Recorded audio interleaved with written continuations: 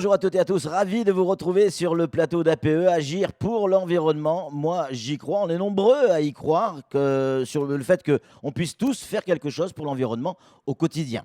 Aujourd'hui, nous allons parler dans cette émission unique, c'est la seule émission hebdomadaire entièrement consacrée à l'environnement sur l'ensemble de l'océan Indien. Alors on en profite, puisqu'aujourd'hui on va parler d'urbanisme et environnement. Anne-Constance, bonjour. Pourquoi avoir choisi ce thème ? Parce que certains des choix qui sont faits par les habitants en matière de construction mettent en danger d'autres habitants dans leur quartier et au-delà de leur quartier.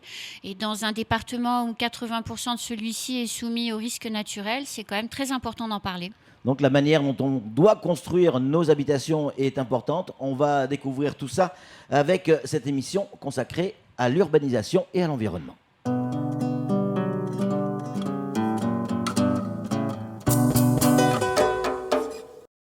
Dans ce nouveau numéro d'APE, nous allons tenter de prendre conscience que construire une maison en dehors des règles du jeu nous rend vulnérables et peut mettre en cause des vies humaines. L'ensemble des quartiers de Mayotte est concerné et pas seulement les quartiers de maisons en tôle comme on pourrait le croire trop régulièrement. Notre équipe est allée sur le terrain pour nous faire découvrir en images les risques pour nos maisons et bien entendu pour nos vies.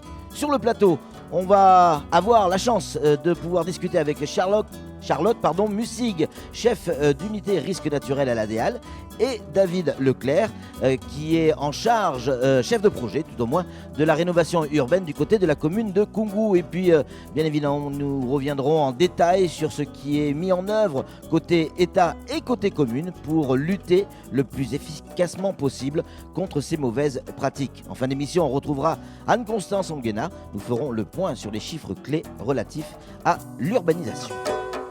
On le sait, 80% du territoire mahorais est soumis à un risque naturel. Toutes les communes de Mayotte sont concernées par le risque d'inondation.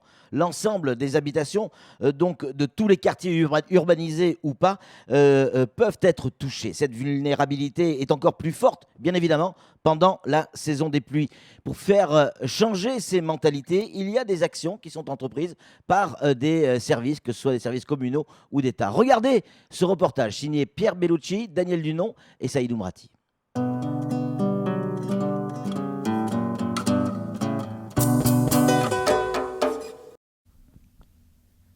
L'urbanisation d'un territoire revêt des enjeux économiques, sociaux et environnementaux. À Mayotte, 80% de l'île est soumise à un risque naturel. Face à la croissance démographique et au manque d'offres de logements, de nombreuses habitations sont construites sur des zones soumises aux aléas. À Kaweni, la mairie de Mamoudzou tente d'agir pour protéger les habitants. Sur le quartier, la question de la pression urbaine, elle va se poser sur 3 volets. Le premier volet, c'est la limitation de cette ampleur, de cette pression urbaine. Donc la pose et la délimitation des contours et des limites d'urbanisation. Le deuxième volet, c'est la sécurité, la sécurisation des sites aujourd'hui pour les habitats et les habitants.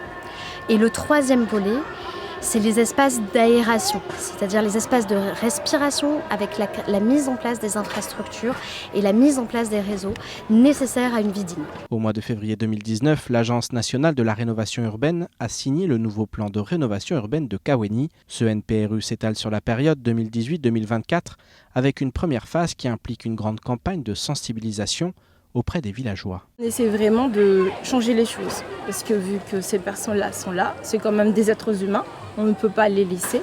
Donc l'objectif étant d'adopter de nouveaux outils, des mesures aussi, pour les sensibiliser, leur aider en fait à réduire aussi leur vulnérabilité des risques sur le territoire.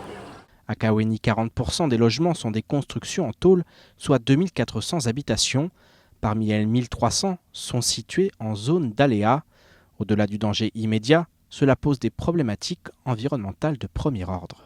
Au-delà des problématiques de déchets, on va aussi avoir des habitats qui vont se construire dans cette ravine. L'une des difficultés aussi de la préservation de la ravine, au-delà de l'eau qui passe et de simplement l'eau qui passe, on va être aussi sur un volet environnemental important. Cette ravine se jette directement dans la mangrove. Et là, on a des enjeux de protection environnementale à très grande échelle pour l'île. Donc la protection de la ravine et de son lit et de la question de son débordement se pose à la fois pour l'habitat qui va s'y construire, le quartier en soi, la ville, mais au-delà pour l'île. L'État, par le biais de la DEAL, a effectué un important travail afin de réaliser une étude de précision de l'aléa sur l'ensemble de l'île. Une plateforme a ainsi vu le jour. Elle est accessible à tous. Il suffit pour y accéder de renseigner sa commune ou section et le numéro de sa parcelle cadastrale. Nous avons mis en place une plateforme internet qui vous permet maintenant d'aller voir sur n'importe quelle parcelle du territoire quel aléa s'y trouve. Et donc ici, quand on regarde l'aléa, effectivement, on note la présence de cette ravine qui est en aléa fort et un aléa moyen d'inondation qui impacte l'intégralité de la parcelle. Il a une moyenne inondation, donc certes on est en aléa inondation, pour autant tout projet n'est pas interdit. Et un projet de construction d'habitation, par exemple, va être autorisé, sous réserve notamment, de surélever le premier plancher à 1 mètre du sol. Afin d'aller plus loin, l'État réalise dans les différentes communes de l'île des plans de prévention des risques naturels et littoraux. Les municipalités signataires ont alors à leur disposition des cartes répertoriant l'ensemble des zones à risque, de quoi leur permettre d'adapter leur politique publique aux problématiques d'urbanisation.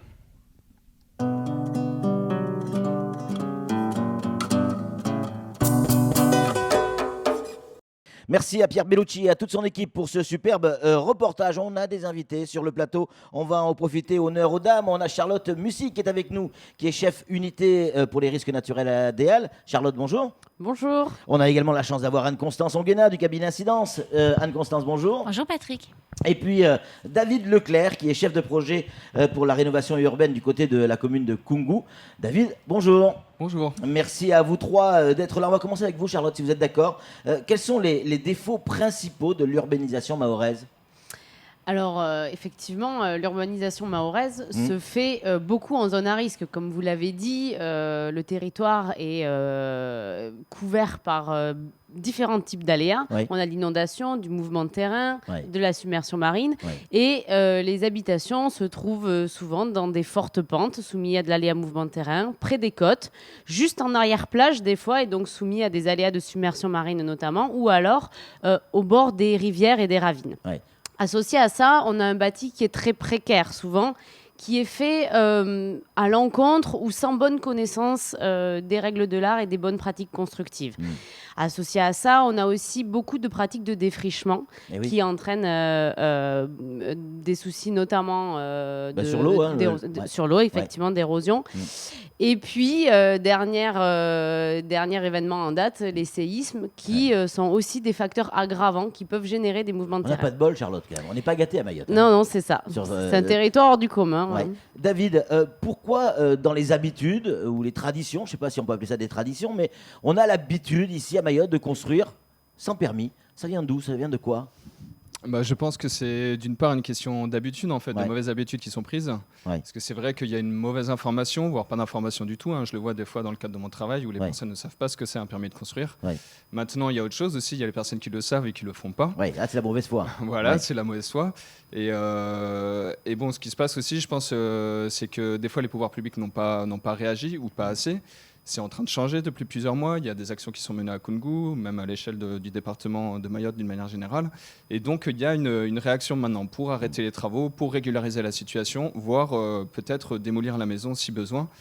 Et enfin, je pense que la troisième raison aussi, c'est le coût en fait, du permis de construire. Il faut que les personnes aient conscience que ça demande un coût, puisqu'il faut s'appuyer avec le travail d'un architecte ou d'un dessinateur selon la surface. Et donc voilà, c'est un coût pour payer la personne. C'est aussi des taxes d'aménagement.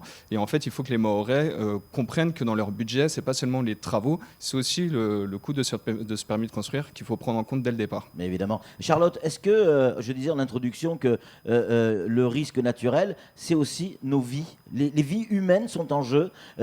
Il faut le rappeler, je crois. Quels sont les risques encourus par les riverains, les gens qui sont autour de ces habitations ? Alors effectivement, les risques naturels, c'est essentiellement des vies en jeu et c'est essentiellement pour cette raison qu'on essaye de trouver des façons de lutter, en tout cas de mieux se prémunir contre ces risques. Et il faut savoir que quand même, quand on construit en zone à risque, on ne met pas en jeu que sa propre vie et celle de sa famille, mais aussi la vie et des conséquences que sa construction peut avoir sur les riverains. Si je dois donner quelques exemples, notamment quand on construit ou qu'on fait des terrassements avec des talus à 90 degrés, sans protection, on peut déstabiliser la maison qui se trouve au-dessus et donc sans le savoir. C'est aussi ce phénomène-là qui se produit notamment avec les murs de pneus que l'on voit souvent dans beaucoup de quartiers. Pour retenir la terre, en fait, souvent. Pour retenir la terre en guise de mur de soutènement, mais souvent mal drainé.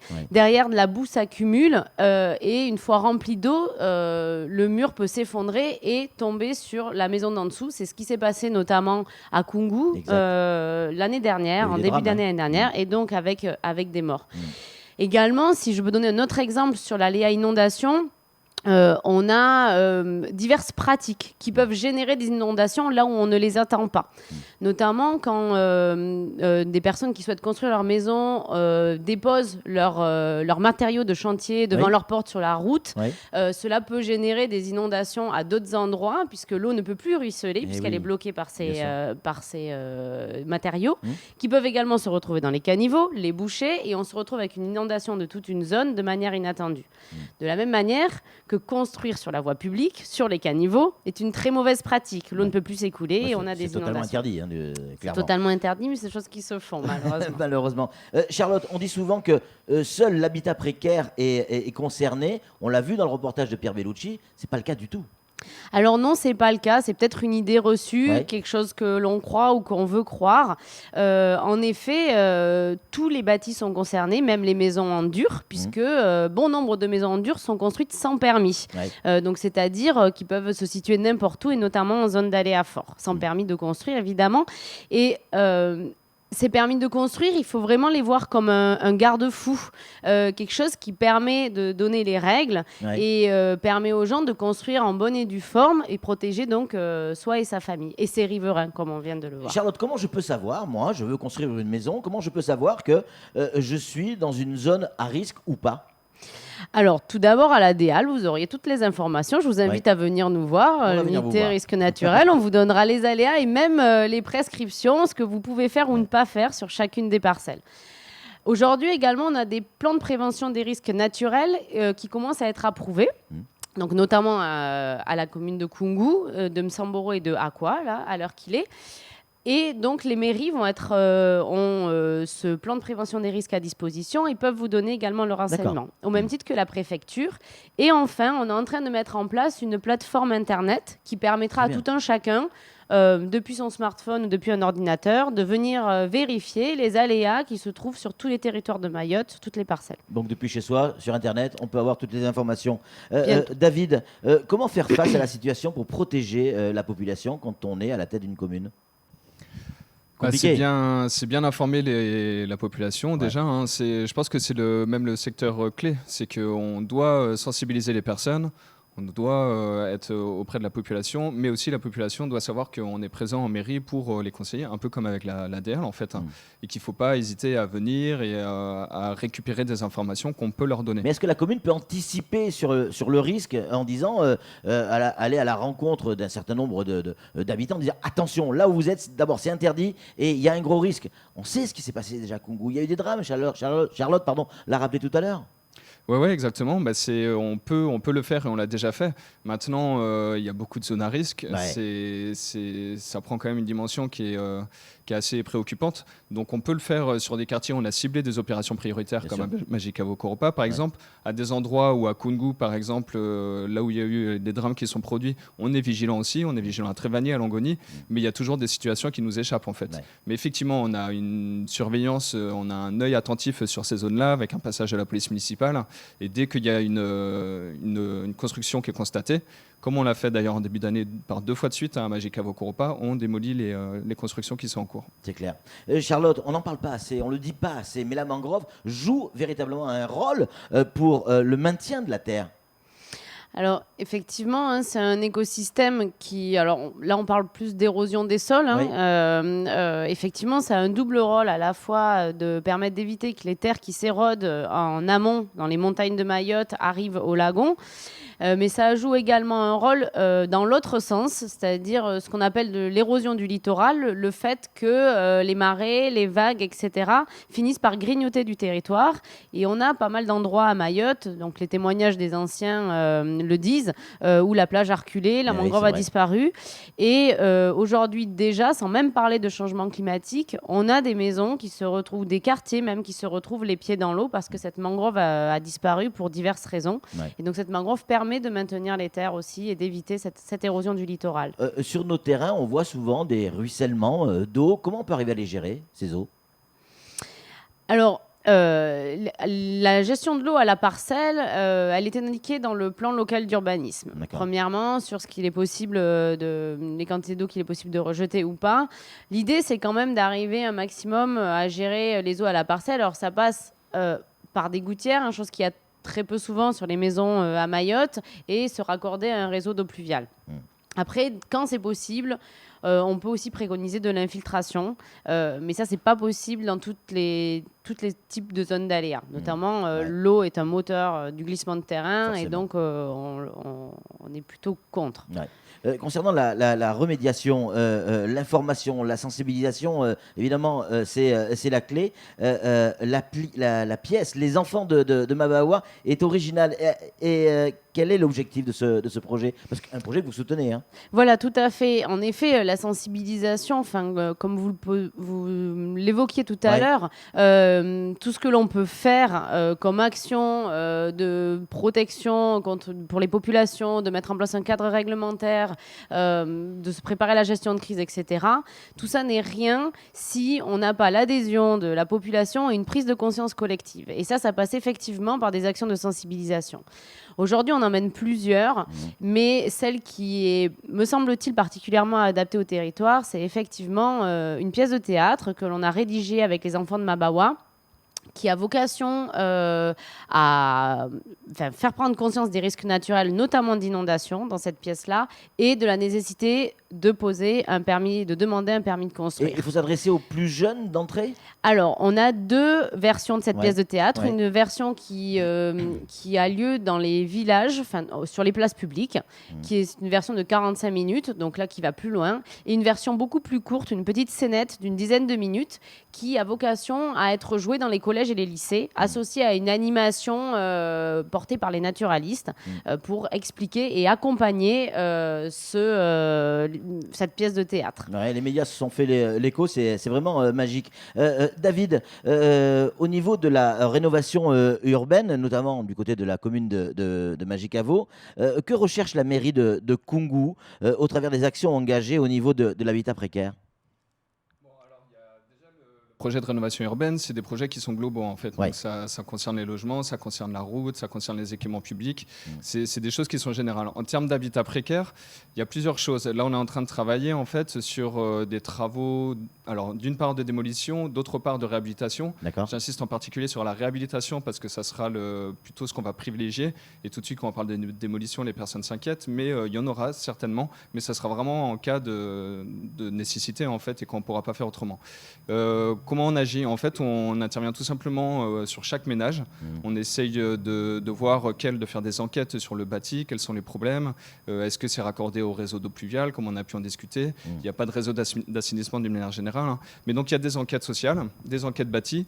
Et après, on essaye de voir comment on peut améliorer le logement, comment on peut le connecter au réseau. Comment on peut, ça peut concerner les travaux de façade, les travaux sanitaires, c'est vraiment un cadre général. Alors, le projet de rénovation urbaine, enfin les projets de rénovation urbaine, vont changer quoi ? Ce qui vont changer en fait, c'est qu'avec les deux actions combinées sur les logements et sur la route, elle va permettre déjà d'améliorer la circulation, mais elle va permettre surtout de faire passer les réseaux. On va essayer de faire passer le réseau d'assainissement aussi, ce qui fait que tout pourrait être mis aux normes en fait, même au niveau de l'électricité, d'enfouir les réseaux. Donc tout ça, ça va permettre, une fois que l'accès sera fait, de reprendre les logements. Et quand on va reprendre les logements, on va améliorer leur sécurité avec l'objectif comment dire, qu'on souhaite atteindre et qui sera inévitable, c'est de créer des logements sécurisés et sains. C'est-à-dire avec des sanitaires aux normes, c'est-à-dire avec une isolation parfois, avec des normes électriques, etc. Donc ce qu'on veut, c'est et peut-être même améliorer les fondations si nécessaire en cas de risque avéré. Voilà, c'est de remettre cette question de la sécurité au cœur de la question de l'habitat. Car c'est nécessaire. David, imaginons, j'ai un terrain du côté de Koungou, j'ai envie de construire une maison, comme tout le monde en fait. Hein. Oui. Comment je m'y prends? Parce que tout ce qu'on me dit là, ce que me dit Charlotte, ce que vous dites, vous David, ça fait peur. On se dit, attends, les séismes, les glissements de terrain, il n'y a rien qui va à Mayotte. Comment je vais pouvoir construire ma maison? Non. En fait, c'est pas si compliqué. Hein. Il faut aussi que ce soit les Mahorais qui doivent faire cette démarche d'aller vers les communes et vers l'ADL quand c'est nécessaire. Il faut qu'ils déposent un permis de construire, tout simplement, qui sera instruit par la DEAL, parce que c'est pas les villes, pas la ville de Koungou en tout cas, qui instruit les permis de construire. Il faut qu'elle vérifie auprès de la ville ou de la DEAL les zones à risque. Il faut qu'elle vérifie la conformité de son projet avec le plan local d'urbanisme. Et ces choses-là, c'est pas forcément très compliqué en fait. Il faut juste qu'ils fassent cette démarche-là. Nous, en tout cas, on est prêts à recevoir, à accueillir, à sensibiliser. Et voilà. Pas très compliqué. Charlotte, tout de même, c'est quand même plus compliqué à Mayotte de construire une maison avec tous les risques que l'on connaît que sur une plaine de Corrèze. Alors, je ne connais pas la Corrèze, mais ce que j'aimerais quand même rajouter après David, c'est qu'effectivement, il faut faire l'effort d'aller demander un permis de construire, mais l'idée du PPR, donc du plan de prévention des risques naturels, c'est pas d'empêcher tout le monde de construire, mais c'est vraiment d'orienter les porteurs de projets vers des parcelles qui sont adaptées à la construction et de leur donner les règles qui leur permettront de construire sans se mettre en danger. Parce qu'il faut savoir, peut-être que les personnes qui nous regardent ne le savent pas, mais qu'en aléa moyen, que ce soit d'inondation ou de mouvement de terrain, on peut déjà faire plein de choses. C'est vrai. Ouais. Et on a vu aussi des constructions, je pense notamment à la CIM, qui était dans l'actualité il n'y a pas si longtemps que ça, où il y a eu des glissements de terrain. Le bâtiment, lui, a tenu, mais les pièces à vivre, les appartements étaient remplis de boue. Est-ce qu'il n'y a pas aussi moyen ou matière à travailler en amont par rapport à ça?